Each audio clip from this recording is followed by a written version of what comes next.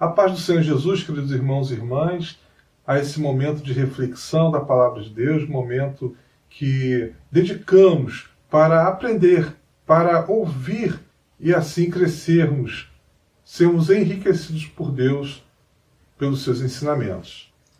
Mateus capítulo 13, versículos de 24 a 30, diz assim: Outra parábola lhes propôs, dizendo: O reino de Deus é semelhante a um homem que, semeando boa semente no seu campo, mas enquanto os homens dormiam, veio o inimigo deles, semeou o joio no meio do trigo e retirou-se.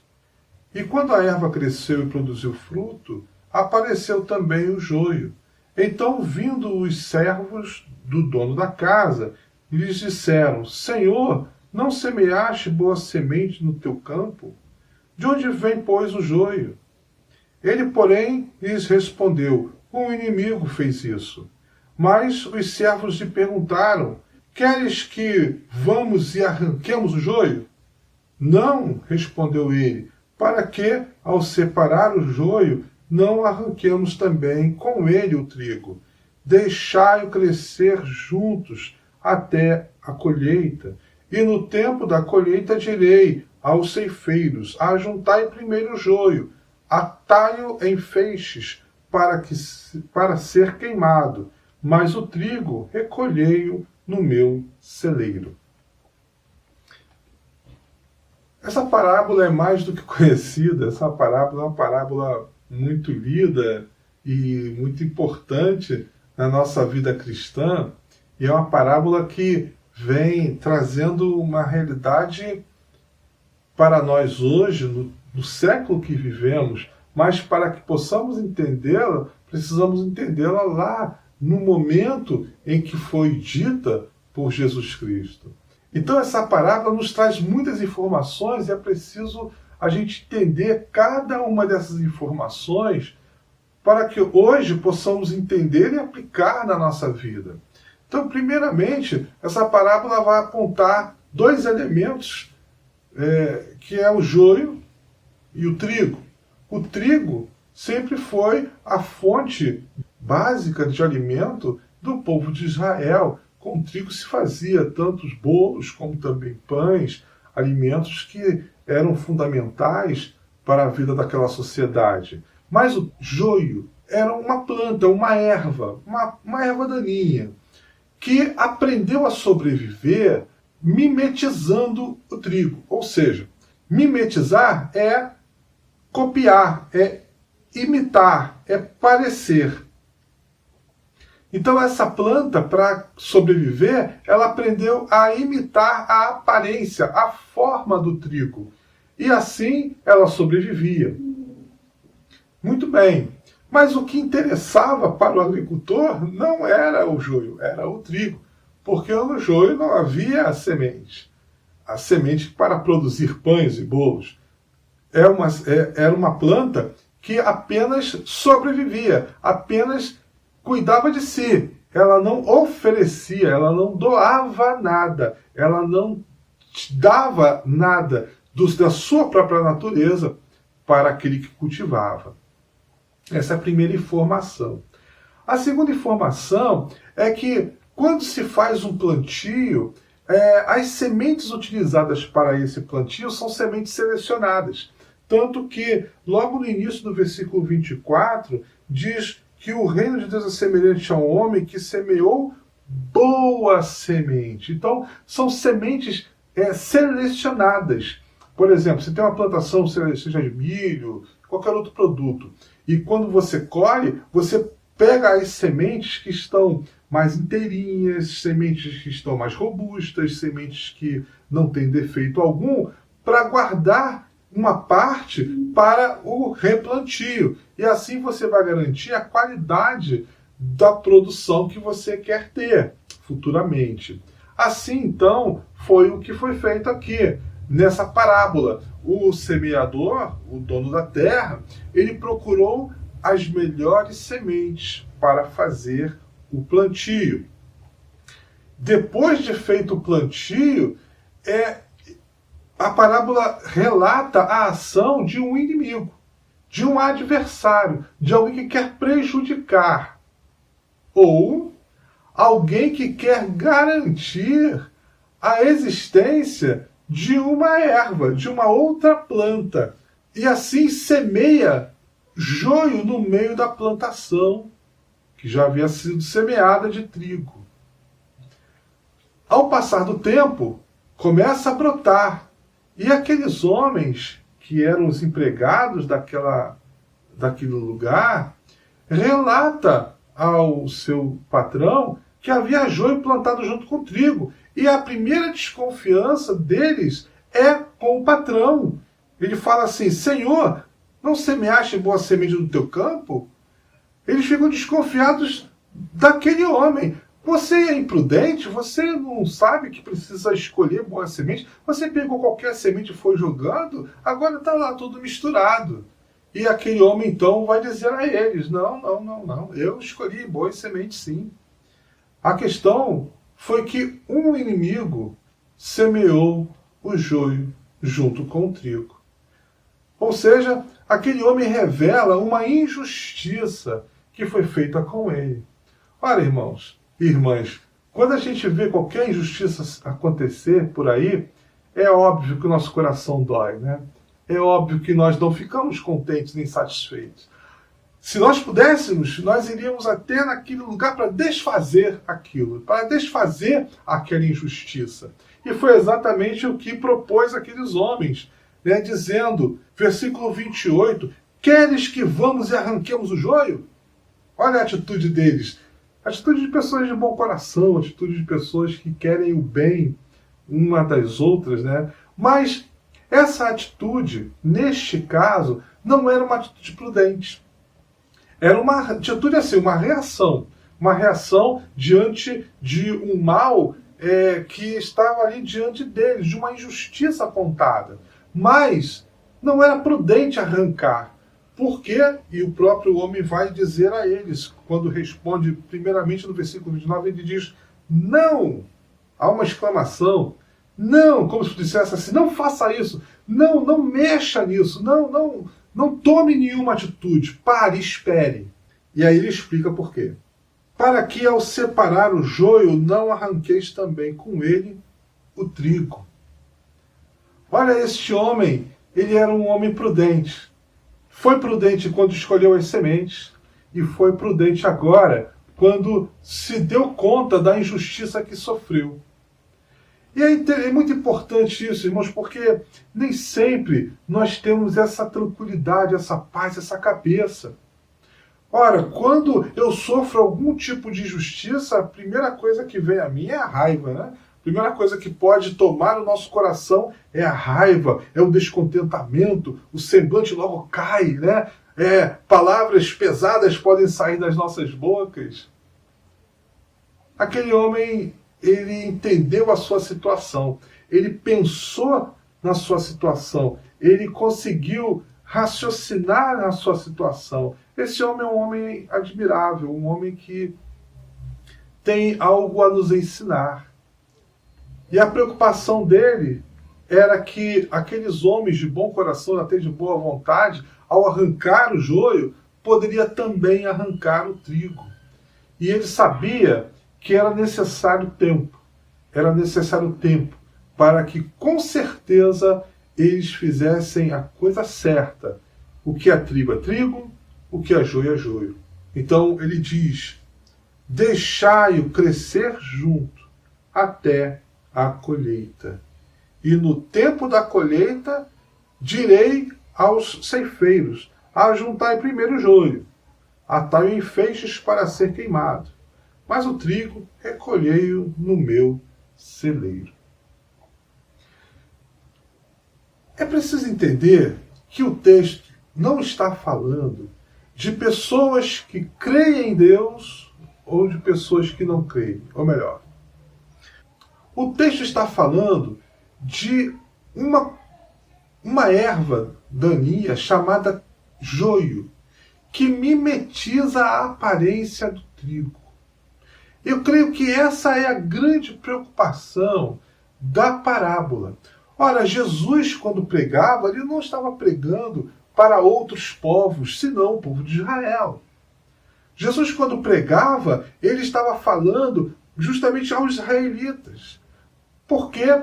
Porque ali ele nasceu, ali ele se criou, e as promessas estavam feitas justamente para o povo de Israel. As promessas de Deus estavam feitas sobre o povo de Israel.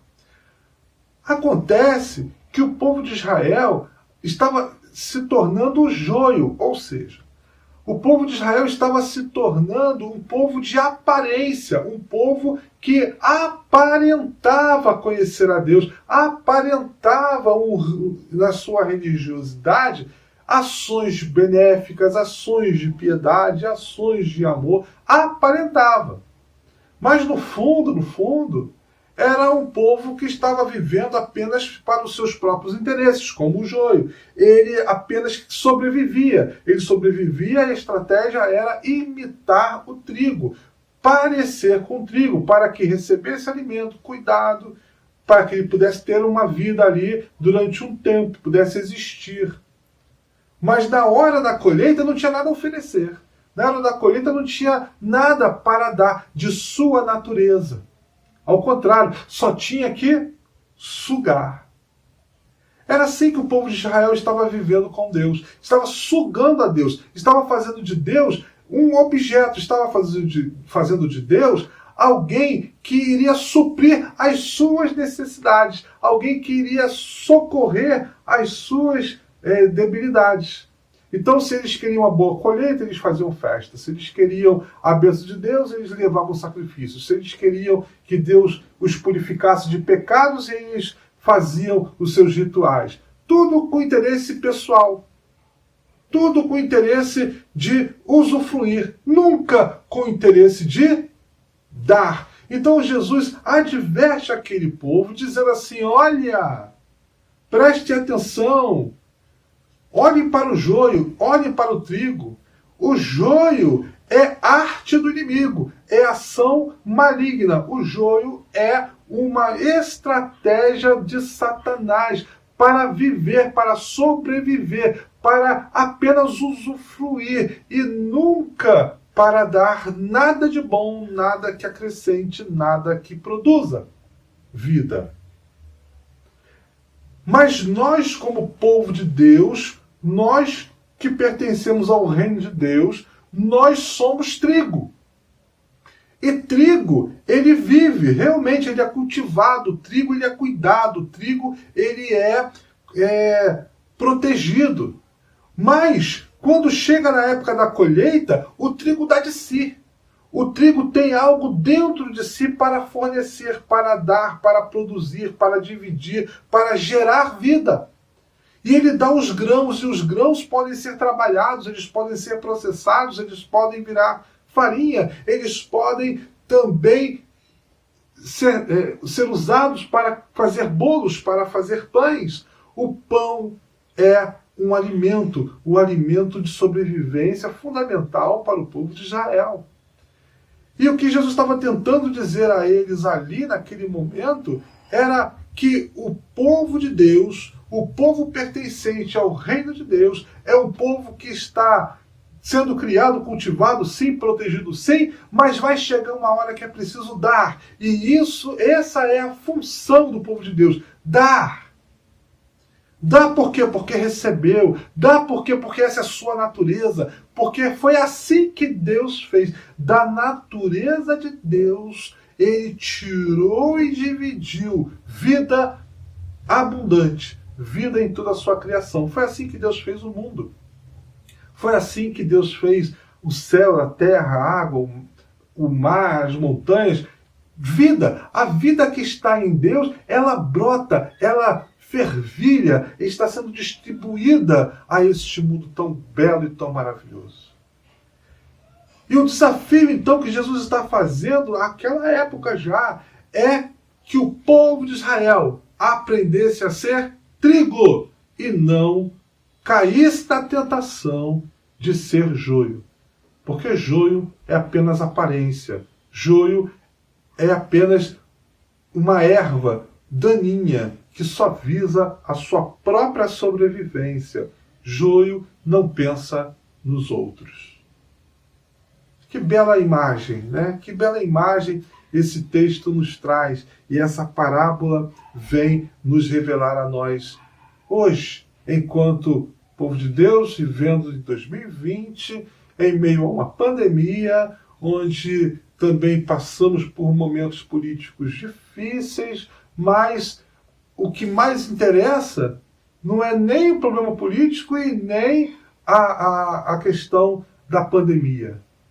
O que nos interessa somos nós, povo de Deus. Trigo nessa vida ou joio nessa vida?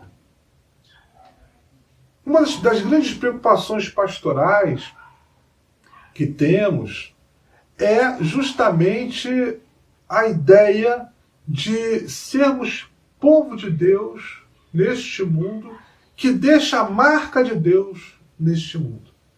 Mas o que podemos observar é justamente o contrário. É um povo que se chama de Deus nesse mundo, mas que busca apenas a sua própria existência e sobrevivência.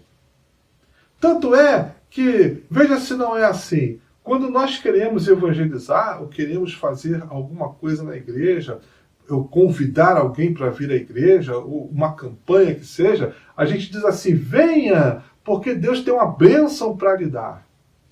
Venha, porque Deus tem uma bênção para você. Nós estamos apelando para as necessidades das pessoas. Nós estamos apelando para que as pessoas possam congregar conosco com interesse em receber alguma coisa. Mas o Evangelho não fala sobre isso. O Evangelho fala sobre transformação. Transformação que ocorre dentro de nós para fora. Se nós formos ligar esse texto que eu já preguei aqui ao outro texto que fala sobre a parábola da semente, que o semeador sai a caminhar e vai jogando a semente, e ela vai caindo em vários solos à beira do caminho, vai caindo em solo pedregoso, vai caindo em meio aos espinhos, até cair em uma boa terra. E nessa parábola se diz que a semente é a palavra de Deus. E é justamente aí que eu quero parar para que possamos pensar. A semente é a palavra de Deus. E palavra, irmãos e irmãs, palavra é algo que, ao ser dito, precisa ser pensada. Ao ser falada, precisa ser analisada. Para quê? Para que a gente não venha a falar à toa, para que nós não venhamos a falar o que não é correto, ou seja, o que é mentira. E dá trabalho. Dá trabalho. E é exatamente isso. Dá trabalho. Já o joio não. O joio não dá trabalho. Porque o joio, sendo palavra também, é uma palavra que parece com aquela palavra de orientação, palavra de ensinamento, mas não é. Então, hoje nós estamos sendo chamados e desafiados por Deus, primeiro, para sermos trigo, ou seja, fonte de vida, ou seja, pessoas que aprenderam e estão dispostas a dar no seu devido tempo, e você vai dar, você terá fruto, ou seja, você dividirá da sua natureza para com todos aqueles que estão ao redor de você. Você não vive só para você, você vive e também produz grãos que vão produzir alimentos e assim pessoas irão usufruir desses alimentos. Então, joio, por parecer, ele é a palavra que parece a verdade, mas ela não é. Ela é a mentira. O que nós hoje chamamos de fake news, dando uma roupagem, olha aí o joio, né? Parece, né? Fake news, parece que é verdade, parece que é notícia. Mentira não é notícia. Mentira é uma palavra amaldiçoada. Mentira é uma palavra maliciosa. Mentira é uma palavra para desnortear, ou seja, é uma palavra para não transmitir conteúdo, mas para fazer com que a confusão se estabeleça, se perca de vista o que é real. Em guerra se tem uma estratégia, né? Se diz que na guerra a primeira vítima é a verdade.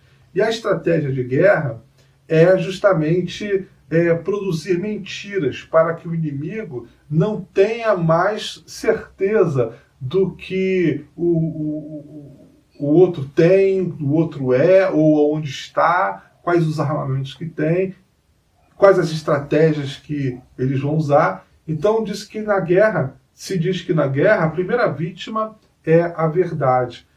Pois hoje nós vivemos, parece, numa realidade assim, uma realidade de guerra, onde a verdade é a primeira vítima.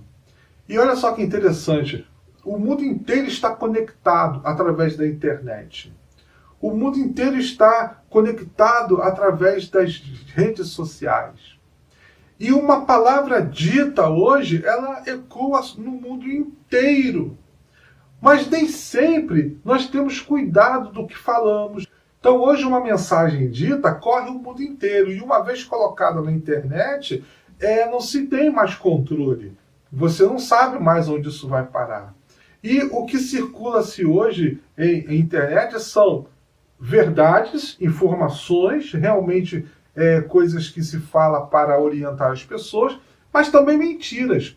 Coisas que fazem com que as pessoas se confundam, com que elas não mais saibam no que deva considerar, no que se possa acreditar. E aqui está um ponto muito importante, porque essa palavra acreditar significa dar crédito. E hoje nós estamos assim, com essa preocupação em quem acreditar. Onde um fala isso, outro fala aquilo, em quem eu vou acreditar? Então, uma coisa que é importante nós definirmos de uma vez por todas é que nós não temos que dar crédito a nada e a ninguém. O que nós temos que fazer então, o que é? É verificar. É justamente uma palavrinha muito... uma palavrinha usada na Bíblia que pouco a gente presta atenção. É perscrutar. Perscrutar. O Espírito Santo de Deus perscruta. Essa palavra perscrutar significa analisar minuciosamente. Hoje nós vivemos no mundo da informação, ou seja, no mundo da palavra, ou seja, no mundo das sementes, ou seja, no mundo onde tem trigo e tem joio. E agora?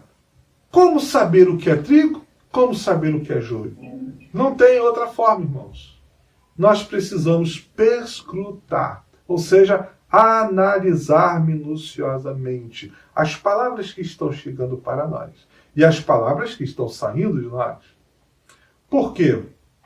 Porque nós não queremos ser filhos do maligno, como aqui o texto vai dizer na explicação da parábola mais à frente, que o joio são os filhos do maligno, do inimigo, do diabo. Nós somos filhos de Deus. E os filhos de Deus são trigo, ou seja, da sua natureza, da natureza de Deus, ele traz a vida e nos dá. E assim a semente, ela cresce, traz a vida e também dá no seu devido tempo, no seu momento. É uma vida que não é vivida apenas para si, mas é uma vida que é vivida também pensando nos outros. O joio não é assim. É uma vida só de usufruir, só de viver. A aparência é para que se confunda, mas na hora de revelar a natureza é negada. A natureza não é para dar, mas é para retirar. Então vivemos hoje em um mundo em que temos que ser responsáveis. Nós precisamos cuidar das palavras que estão chegando aos nossos corações, das palavras que estão subindo às nossas mentes e estão saindo pelas nossas bocas. Para quê? Para que sejam palavras de bênção, palavras que venham enriquecer, palavras que não tragam em si peso, julgamento, maldição. Pois é, irmãos. Olha como muda. Olha como essa parábola é profunda nos nossos tempos.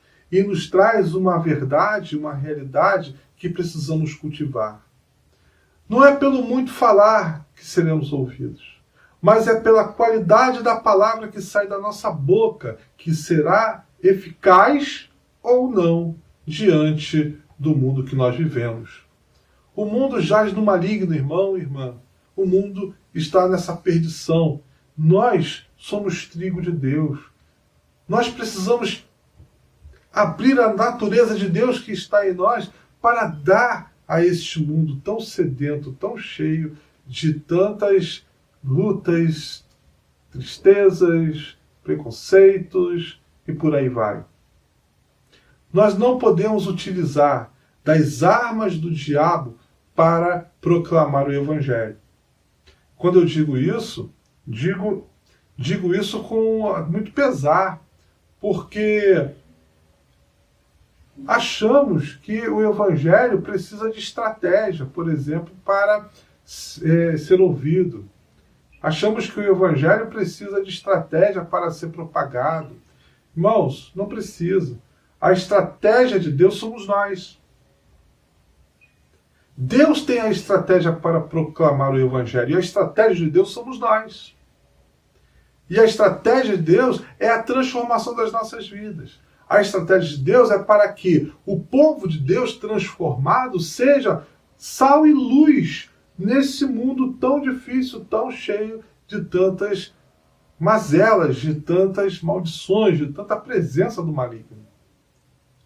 Mas aí você pode dizer, mas pastor, olha só quanta tristeza está nesse mundo, olha só quanta coisa que está acontecendo. Se nós não tivermos estratégia para que a palavra de Deus seja proclamada e as pessoas possam entender que Deus salva, como essas pessoas serão salvas? Irmãos, se nós somos a estratégia de Deus, a salvação será vista em você, será vista em nós. A comunidade dos discípulos é a comunidade dos trigos. E a comunidade do trigo é a comunidade que se dá, é a comunidade que tira de si, de dentro da sua própria natureza, para dar. A transformação pessoal de cada um de nós é fruto do Evangelho. É aquilo que Paulo vai falar sobre o fruto do Espírito. O fruto do Espírito é aquilo que edifica. Aquilo que edifica não edifica apenas a mim, edifica as pessoas que estão ao nosso redor.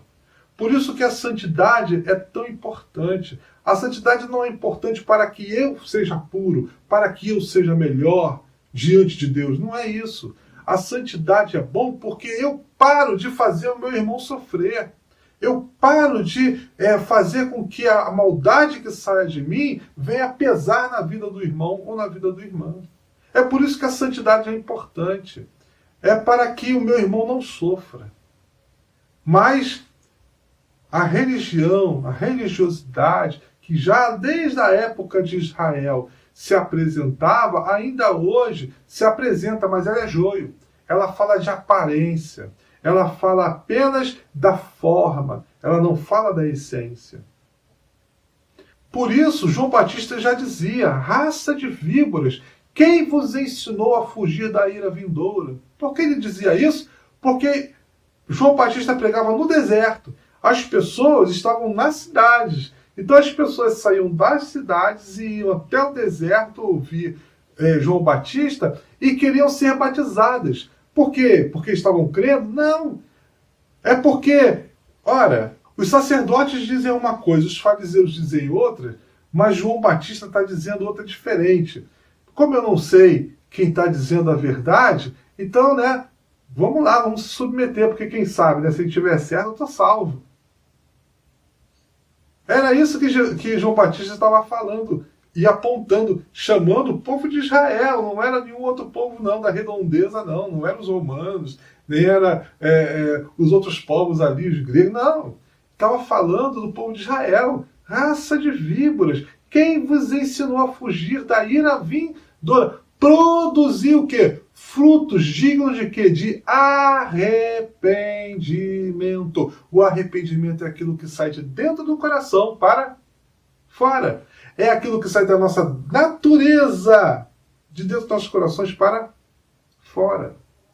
Então é isso que Jesus está martelando, lá naquele tempo, dizendo a eles, essa religiosidade de Israel é joio, essa realidade de Israel é joio, não está transformando o interior. Jesus chama, por exemplo, os religiosos daquela época de sepulcro o quê? Sepulcro caiado. Por fora, tudo bonitinho, pintadinho, muito ilustrado, muito bacana. Por dentro, podridão.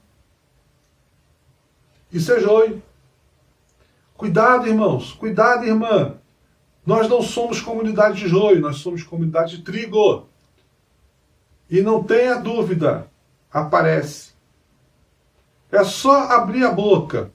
No abrir da boca você reconhece o joio. No abrir da boca você reconhece o trigo. Por isso que o homem da plantação disse às pessoas que trabalhavam com ele, não arranque, não arranque. Deixa crescer junto. Olha que dificuldade, gente. Crescer junto. A gente quer arrancar, né? A gente quer ser exclusivo, a gente quer arrancar. Não, a justiça tem que ser feita. Vamos arrancar aquilo que não presta. Nós temos uma noção de pureza diferente da noção de Jesus.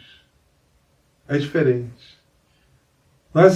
Quando o nosso intento é arrancar, nós estamos dizendo, eu sei o que é joio, eu sei o que é trigo, eu tenho o poder de tirar, eu tenho o poder de mudar, eu tenho o poder de estabelecer justiça.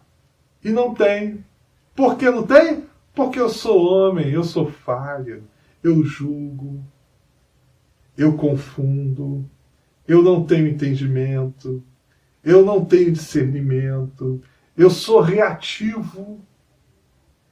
Então Jesus vai dizer na parábola para aqueles homens, não arranque, deixa crescer junto. Você tem que ter paciência, você tem que ter tolerância, você precisa ter amor, você precisa ter cuidado e, acima de tudo, perscrutar. Para quê? Para que, analisando minuciosamente, não seja eu o joio, não seja eu semente do maligno, não seja eu semente do diabo neste mundo, propagando ainda mais o que é ruim, o que é violento, o que fomenta a guerra, o ódio. Mas seja eu a semente do amor, a semente de Deus, a semente que vai transformar esse mundo, trazendo paz, amor, benignidade, bondade, ou seja, o fruto do Espírito, que vai sair de nós. Por isso, irmãos, destaco dentre esses frutos a mansidão. Ser manso, irmãos, é algo maravilhoso. Ser manso é muito importante. E a mansidão é o contrário da selvageria. Quando nós encontramos lá em Apocalipse, revelação da besta, a gente fica lá pensando, né? A besta do Apocalipse é o diabo e tal, quem será a besta? Mas pensando um pouco diferente, apenas fazendo a relação do que é uma besta, a gente vai entender. Besta é um animal feroz, é um animal feroz raivoso, que está desembestado, enfurecido, saindo por aí destruindo. E o fruto do Espírito chamado mansidão, é o fruto que vai nos trazer ao contrário. Vai nos trazer tranquilidade, prudência, vai nos trazer coerência, vai nos trazer